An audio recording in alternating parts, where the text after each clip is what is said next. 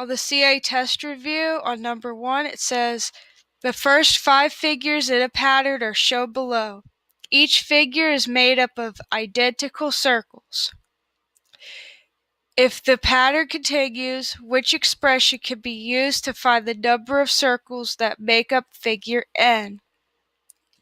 Well, on figure 1, we'll call that N equals 1, our first term. And there's 3 circles. Figure 2, we'll have N equals 2, there's 8 circles. The third term has 15 circles. The fourth term has 24 circles.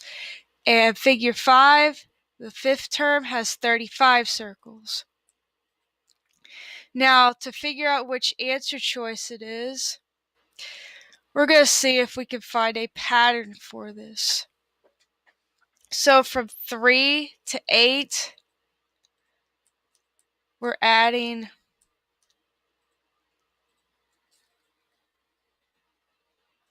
5. But from 8 to 15, we're adding 7. So now we'll see if there's another pattern. Well, we have 2 here and 1 right here. Well, N is 1 in this case, so maybe this should be an N. Let's check for the rest of them. 2, figure 2. Well, there's 2 at the end, so that could also be N. Figure 3, 4, 5. Each of the last rows has N amount of circles. So we know that part of it will be plus N. From here, let's see what else we can find for patterns. 1, 2. Well, that's 1 more than N. Let's see about the next one. 1, 2, 3. That's still 1 more than N. If you check all of these, it should be 1 more than N. So we are going to have an N plus 1 as well. Okay? Well, we don't just have 1 N plus 1, we have 2 of those. On this one, we have 3 of those. On this one, we have 4 of those. Well, we will have the number of what N is. So we could put N on the outside of this term. So if we distribute and combine like terms, we have N times N, which is N squared, plus N times 1, which is N, plus N. Well, N squared is just N squared. N plus N is 2N. That would make your answer letter A. Now, if you can't find this pattern, if you're having trouble finding it, you could always plug in the numbers into the calculator to see if it gives you a true statement. I wouldn't try figure 1 and not even 2 because a lot of times more than one answer choice will work. Go ahead and try number 3 first. Now, if you ever get something where there's 2 or more that work, you'll just try a different figure. So if we plug in 3 for N on A, we have parentheses 3 squared plus 2 times 3. That's 9 plus 6. And yes, that does equal 15. That works. Let's see the other 3 why they would not work. So let's plug in 3 for N again. So 3 squared plus 2. 3 times 3 is 9. 9 plus 2 is not 15. It's 11. 11 does not equal 15. So answer choice B would not work. For C, we'll plug in 3 again. For N, if you plug that in, you have 19, and 19 is not equal to 15. So that does not work either. And then for D, we have 2 parentheses 3 squared plus 3. And that's 21. That's also not equal to 15. So by using this method, even if you're not sure about what the pattern is, you can find the correct answer.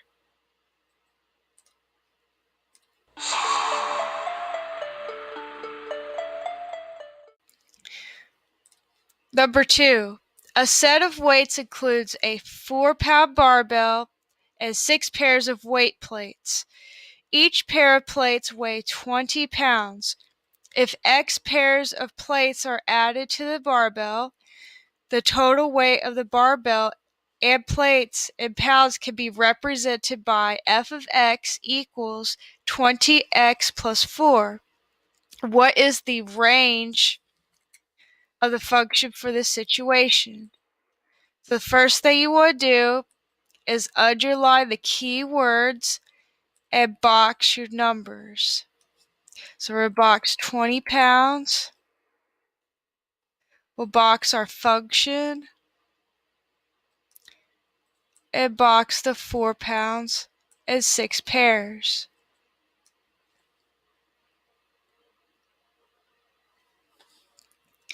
So we have x pairs. So from here, we're going to find 7 different things. Basically, if there's no weights, that's f of 0. And that would be 20 times 0 plus 4, which equals 4. That would be the first term, the first element in our range. That means we could, so we have a 4, a 4, a 4, and a 4. So we can't eliminate anything yet. What if we put 1 pair of weights on there? That'd be 20 times 1 plus 4. That equals 20 plus 4, and that equals 24. There's no 24 in this one. There's a 24 here.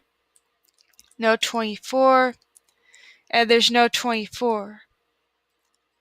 So it looks like B will be our answer. But let's go ahead and try the rest of our F's, from F of 0 all the way to F of 6. Pause the video, try those out. Here they are set up. You would put these in the calculator, or you could do them by hand from here. Okay, this is what you should have gotten for all of these: 44, 64, 84, 104, and 124. And if we look at our answer choice, those numbers match up. So B is the correct answer.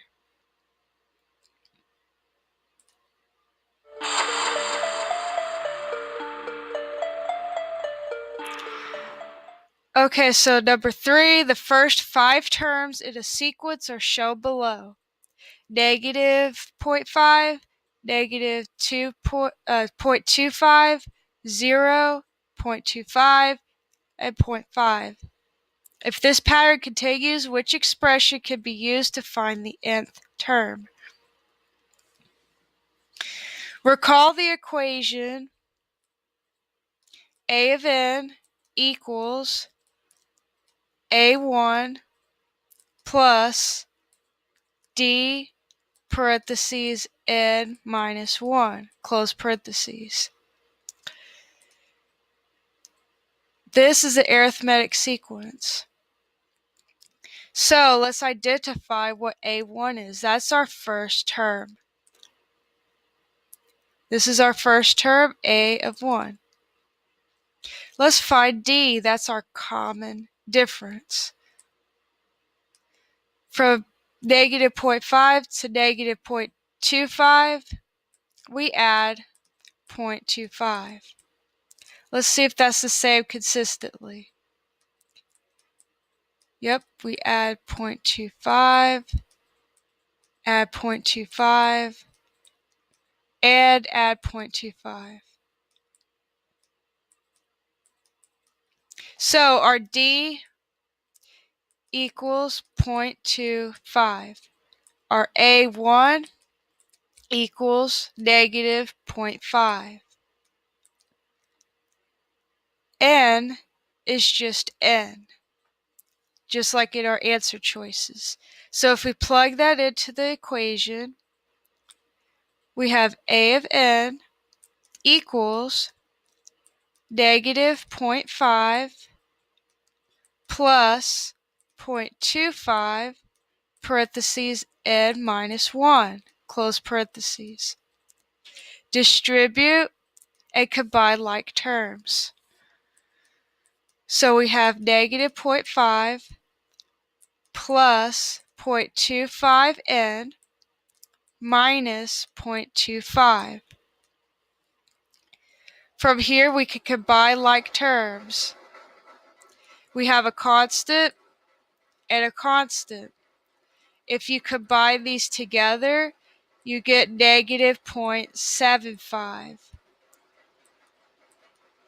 And then we have an N, it's just 0.25N.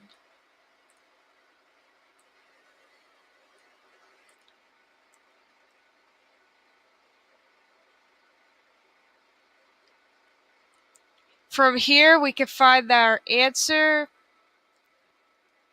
is B. No, not B. It would be C. If we reorder these, we have a plus 0.25 N minus 0.75. Now, if you forgot the equation, there's another method you could do to find the answer. Plug in a number for N. I would say the third one. For one, you don't plug in the first one. A lot of times they try to trick you and give you multiple correct answers. Also, another reason why I would choose the third term is because 0 is a lot easier to work with than these decimals.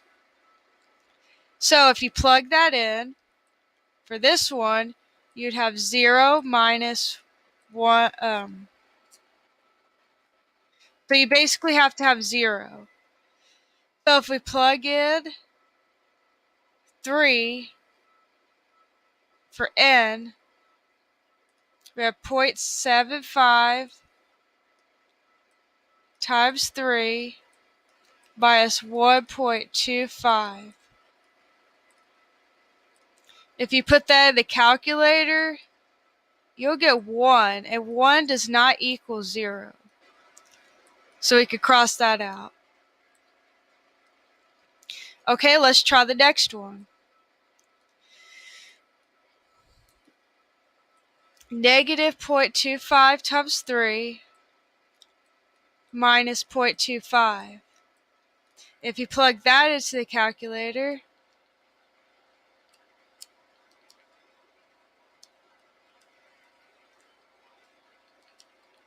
you get negative 1. And negative 1 does not equal 0, so we could cross that out. Okay, if we try the next one after that, we'll put 0.25 times 3 minus 0.75. If you put that into the calculator, you'll get 0. 0 equals 0, so that's would be a possible answer. And then we'll try our last one. Negative 0.5 times 3 plus 0.25. And when you plug that into the calculator,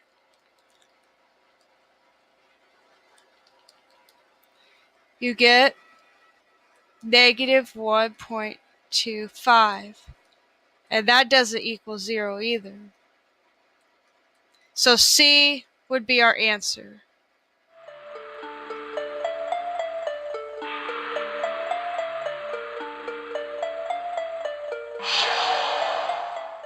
Number 4. Which graph shows a function with a domain of all real numbers greater than 7? It says all real numbers, so that means that will be contiguous. There's nothing we can eliminate with that. It says greater than 7. So let's put the greater than symbol. Greater than 7. Well, what's greater than 7? The domain. The domain is the x values. So we're looking for something that has x is greater than 7.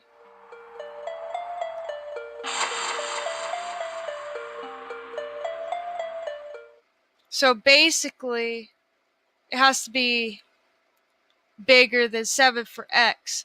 So let's go ahead and identify what each of these graphs are. Well, if you look at the first one, it looks like we have x equals 7 right here, and then x equals 8, x equals 9, and so on. So that means x is greater than 7. It doesn't have a line under it because this is a hole. It's a circle. It's not a point. It's not filled in. So it looks like A could possibly be the answer. But let's look at our other answer choices just in case. B. Well, x does equal 7, but it doesn't equal 8 or 9 or 10 or anything after that. It doesn't equal anything before it neither. So that can't be it. C. Well, x equals 0 right here. Then 1, 2, and so on. So that means that x is greater than 0. But we're looking for greater than 7, not greater than 0. So let's cross that out. And D, it's another vertical line, so we're going to have x equals 7 again. That won't work. So our answer would be A.